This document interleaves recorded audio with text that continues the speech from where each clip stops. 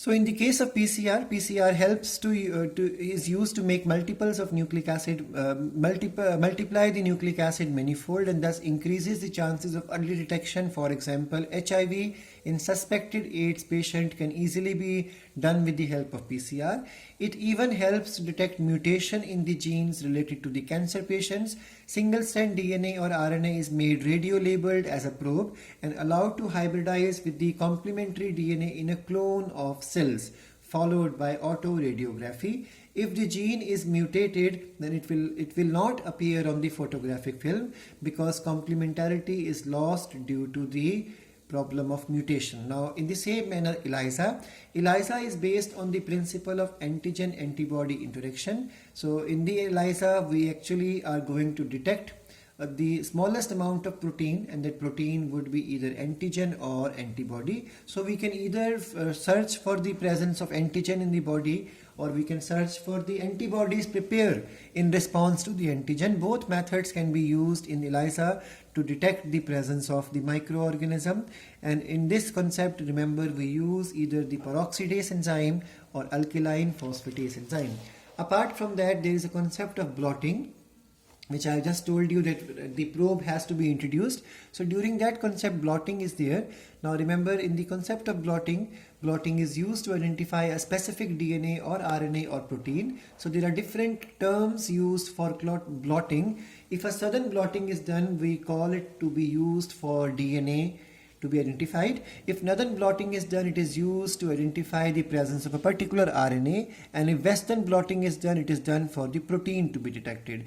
In the same manner, PCR is used for the HIV infection detection also. Since the sequence of HIV DNA, we know it already, the amplification can help in detection of the complementary DNA of HIV DNA in the blood or the tissue samples. Now, we learned in the last class also regarding the interferons, that interferons are the antiviral glycoproteins. So because they are supposed to activate the other cells, they are called as cytokines, and basically because they activate the other lymphocytes, so they are even called as the lymphokines. They are produced by the viral infected cells, and their release triggers the immune system in the adjacent surrounding cells.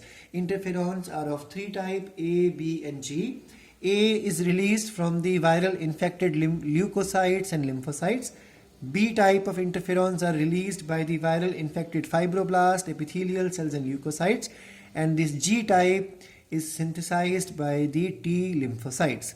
We also learned that rDNA technology is now involved in the interferon synthesis, and for this concept we use the E. coli, and with this help the treatment of hepatitis B, treatment of cancer and AIDS would become possible in the future.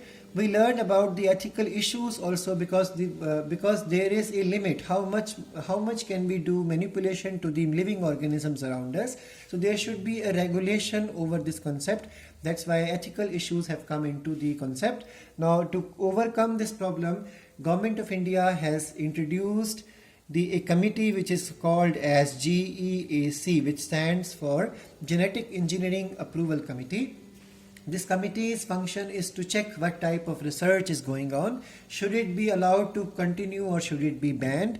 Such type of decisions are made by the Genetic Engineering Approval Committee. We learned in these classes that there is violation of integrity of species going on because of these biotech experiments.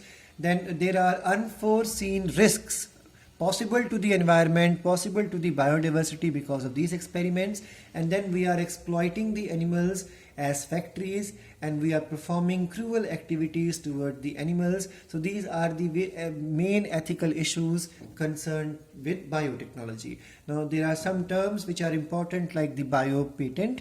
We all know patent is a right granted by the government to an inventor to prevent others from potential commercial use of the invention. Now, when such type of patent is granted in the case of biological entities for production of their products, it is called as the biopatent. And then there is a concept of biopiracy, in which the multinational companies or rich organizations from the developed countries, without taking proper authorization from the concerned tribal people or concerned developing countries, they start exploiting their biological resources to make money out of it, and this is called as biopiracy. In the same manner, there is another term which is called as the biowar. Biowar is because when we talk about virus or bacteria or fungi or otherwise the spores of bacteria and fungi, otherwise the toxins prepared by these bacteria and fungi, when they are used to fight a war, the war would be called as a biowar, and these are called as the weapon of mass destruction, or also called as the bioweapon. So bioweapon could become a reality in future when the normal type of armaments will not be used, but simply the spores are sprayed into the air and the enemy or otherwise the opposite side soldiers are going to die. So such type of tactics used in the war is called as the